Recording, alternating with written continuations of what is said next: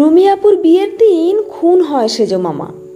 রুমিয়াপুর বিয়ের জন্য যেখানে বড় বড় হাঁড়ি পাতিল দিয়ে রান্না করা হয়েছিল, সেখানে হাঁড়ির এক পাশে পড়েছিল সেজ মামার রক্তাক্ত লাশ।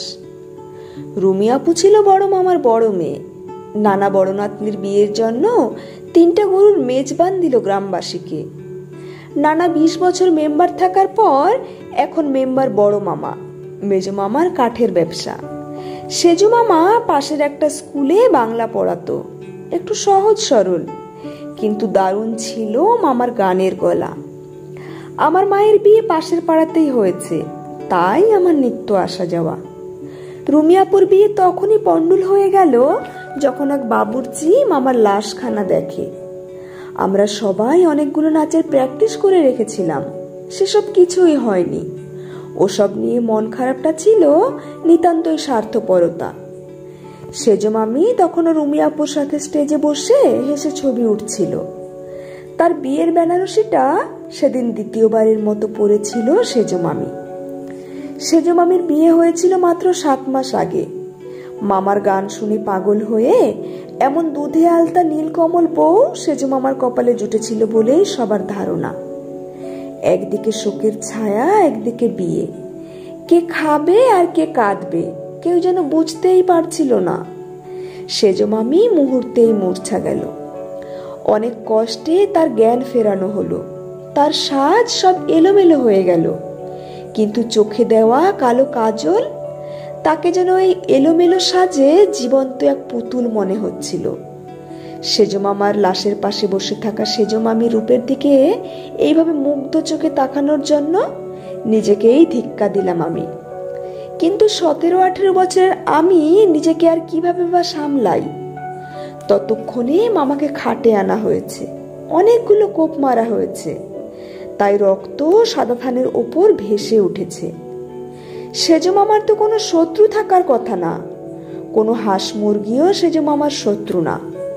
কারো বুঝতে বাকি রইল না যে বড় মামাকে মারতে এসে বড় মামাকে না পেয়ে সেজ মামাকে খুন করেছে কেউ, এই বিয়েতে বিঘ্ন ঘটাতে। রুমিয়াপুর সাথে যার বিয়ে হচ্ছিল তিনিও এই অঞ্চলের নব্য নেতা। তার অনেক ছেলে পুলে ইতিমধ্যেই ছড়িয়ে গিয়েছে খুনিকে ধরতে। তার শত্রুও হতে পারে বলে অনেকের ধারণা। বড় অদ্ভুত ব্যাপার এই ছিল যে সেজ মামা মারা গেল, তার চেয়ে স্বস্তির বিষয় ছিল যেন বড় মামা মারা যায়নি। ব্যাপারটা আমি কিছুতেই নিতে পারছিলাম না। আমি চলে যাচ্ছিলাম, বড় মামা ডাক দিল, কাজল তোর সেজ মামিকে ঘরে ঢোকা, নানা লোকজন আসছে এখন, পার্টির ছেলে পুলে আসছে সাংবাদিক নিয়ে। আমি মামিকে ডাকলাম, মামি ওঠে না। মামার হাত ধরে মুখের দিকে তাকিয়ে রইল। মুখ জুড়ে ভীষণ ব্যথা সেজ মামির। কিসের এই ব্যথা? বড় মামা ধমক দিল, ধরে তুলে নিয়ে যা। আমি সেজ মামির হাত ধরলাম, বাহুর দিকে ধরে তুললাম। মামি যেন সমস্ত শক্তি দিয়ে মামার হাত ধরে আছে। আমি আস্তে করে বললাম, মামি এতে মামার কষ্ট আরো বাড়বে। মামি আমার দিকে তাকালো। সদ্য স্বামী হারানো নারীর চোখ কেমন হয় আমার জানা নেই। মনে হয় আমি কোনো আগ্নেয়গিরির উত্তাপ অনুভব করলাম, যার এক স্ফুলিঙ্গ আমার গায়ে পড়লে আমি ভস্ম হয়ে যাব। মামি আস্তে আস্তে ঘরে চলে গেল। আমি দেখলাম মামির হাতে যেন কিছু একটা আছে, যা মামি শক্ত করে ধরে রেখেছে। এর পরের 2 সপ্তাহ গ্রাম ভীষণ উত্তাল হয়ে রইল। মামার লাশ নিয়ে অনেক মিটিং মিছিল হলো। বড় মামার বিরোধী দলকে অনেক কৈফিয়ত দিতে হলো। অনেক মিটিং হলো স্কুল মাঠে, প্রেসে, পত্রিকায় সবার ছবি আসলো, সবার অভিমত নেওয়া হলো। খুনিকে ধরা হলো। সে এই এলাকারই সবচেয়ে কুখ্যাত সন্ত্রাসী। খুব বিচ্ছিরি তার গায়ের গঠন, কালো তবে পেটানো শরীর। নারী আর খুন নিয়ে তার অনেক কেচ্ছা আছে। তাকে ধরা হলো। অদ্ভুত বিষয় হলো মামা মেম্বার হয়েও তাকে বেশি আটকে রাখা গেল না। 20 দিন পর সে মাঠে ঘাটে ঘুরে বেড়াতে লাগলো। কারো সামনে এলো না, শুধু সেজ মামি। রুমে কেউ কিছু দিয়ে আসলে খায়, নইলে ওভাবেই পড়ে থাকে। মামির বাবা মা এসেছিল নিয়ে যাওয়ার জন্য। মামারা আর নানা জানালো বউ থাকলে তাদের অসৌভাগ্য, যেতে চাইলে বাধা নেই। তবে মামি গেল না, কেউ মামিকে ঘাটালো না। আমি মাঝে মধ্যে যাই মামির কাছে। মামা আমাকে আগে কিছু বইয়ের লিস্ট দিত, আমি শহরের দিকে গেলে যেন মামির জন্য নিয়ে আসি। আমিও আনতাম। তেমন কিছু বই নিয়ে গেলাম, বেশিক্ষণ বসলাম না। বের হয়ে যাচ্ছিলাম, মামি বলল, আর একটু বসো। আমি ইতস্তত করে বের হতে হতে বললাম, রুমি আপু এসেছে আজ শুনলাম, একটু দেখা করে আসি। সেজো মামি অবাক হয়ে বলল, রুমি এসেছে? কবে? কেউ তো বলল না। আমি হেসে বললাম, আজ এসেছে। আগামী সপ্তাহে ওর স্বামী এসে নিয়ে যাবে শুনলাম। আপনি তো বের হন না মামি, এইখানেই যখন থাকবেন ঠিক করেছেন, যতদিন থাকবেন একটু বাইরে বের হয়ে স্বাভাবিক হওয়ার চেষ্টা করুন। আমি যতদূর জানি মামা আপনাকে এইভাবে দেখতে একদমই ভালোবাসতেন না। আমি চলে গেলাম। মা জানালো পরের দিন থেকে মামি নাকি বাইরে বের হলো, রান্না বান্না করলো, রুমিয়াপুর সাথে সময় কাটালো, বাপের বাড়িও নাকি ঘুরে আসলো। শুনে দীর্ঘশ্বাস বের হলো। যাক, সবকিছু স্বাভাবিক হচ্ছে। আজ নানা বাড়ি আবার আয়োজন হয়েছে। রুমিয়াপুর স্বামীর আসার খুশি, জামাই আদর। সেদিন ভালো করে কিছুই হয়নি, আমাদের সবাইকে যেতে হবে। উনিও অনেক ছেলেপুলে নিয়ে এসেছেন। আমি সব দিকে দেখে শুনে একটা কোকের বোতল হাতে নিয়ে চেয়ার টেনে বসলাম। হঠাৎ আমার চোখ পড়ল সেজো মামির দিকে। প্রথম দেখায় আমি চমকে দাঁড়িয়ে গেলাম। মনে হলো যেন কোনো পরী আসমান থেকে নেমে এসেছে। একটা মেরুন রঙের শাড়ি পরেছে, মোটা করে কাজল, একটু গোলাপি লিপস্টিক।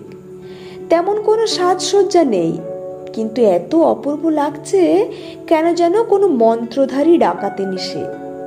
এখনই কোনো মন্ত্র পড়ে বশ করে ঘুম পাড়াবে সবাইকে।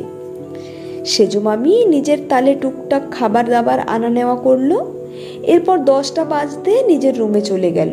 এরপর গান বাজনা শুরু হলে যে যার নিজের তালে। একটু পর সেজো মামির চিৎকারে ভেসে আসলো, সবাই দ্রুত ছুটলো সেদিকে। পুকুর ঘাটের পাশেই পূর্ণিমার আলো নেমেছে। সেখানে সব যেন দিনের আলোর মতো। খালি গায়ে লুঙ্গির গোচর দেওয়া কেউ এক নাগারে কুপিয়ে যাচ্ছে কাউকে। দূরে দাঁড়িয়ে চিৎকার করছে সেজো মামি। সবাই ছুটে আসলেও কেউ সাহস করছে না সামনে যেতে। লোকটার মুখে টর্চ ফেলেছে, বিচ্ছিরি পান খাওয়া লালচে দাঁত বের করে বলল, আলতাফ ভাই, এইবারেও আপনারে মারতে আসি, আপনার মাইয়ার জামাই মারি ফেললাম ভুলে। বলেই সে জিভ বের করে জিভ কাটলো যেন মজার কোনো জোকস ছিল। তার সারা মুখে রক্তের ছিটা। তাকে বিভৎস কোনো নরপিশাচের মতো লাগছিল। কথাটা সাজানো কোনো চরিত্রের সংলাপ মনে হলেও এই যেন এক গল্পের শেষ থেকে শুরু বলে গেল এক লাইনে। বড় মামা তখন দ্রুত সেজো মামির দিকে তাকালো। এই তাকানোটা আমার সব রহস্য জট পাকিয়ে দিল এক টানে। যেন কোনো মাকড়সা এক টানে জাল বুনে দিল এক টানে। চাঁদের আলোতে সেজো মামির মুচকি হাসি আমার সত্যিই তাকে মন্ত্রধারী ডাকাতিনি মনে হলেও তার হাসি আমার সব রহস্য সমাধান করে দিল। কোনো কালো কুয়োতে যেন টর্চ ফেলল, জল জল করে এক সত্য। সেজো মামার খুনের রহস্যের সত্য। সেদিন রুমি আপার বিয়ের দিন সেজো মামিকে রুমে আটকে রাখতে চেয়েছিল, আর খুব বাজে ব্যবহার করে রুমি আপার স্বামী জামিল আর তার বন্ধুরা। তার সেজো মামা দেখে আর সেজো মামিকে বের করে আনে, আর বড় মামাকে বলতে যায়। সেজো মামা বলে, এই ছেলের সাথে বিয়ে হলে রুমির জীবন শেষ হয়ে যাবে, আর ও আমার স্ত্রীকেও অপমান করেছে, ওর এই বিয়ে আমি কিছুতেই হতে দেব না। এইসব নিয়ে যখন কথা কাটাকাটি হচ্ছিল তখন জামিল সেখানে চলে আসে, আর সে সেজো মামাকে অনেক মারধর করে। বড় মামা সব দাঁড়িয়ে দাঁড়িয়ে দেখে। এক পর্যায়ে সেজো মামা বলে সে নানাকে বলে এই বিয়ে বন্ধ করে দেবে, নিজেই বলে দেবে সব সবার সামনে। এতে করে বড় মামা আর জামিল দুজনেরই মান সম্মান যাবে। তাই তারা দুজন মিলে সেজো মামাকে খুন করে। জামিলের পাঞ্জাবির বোতামই সেদিন সেজো মামির হাতে ছিল।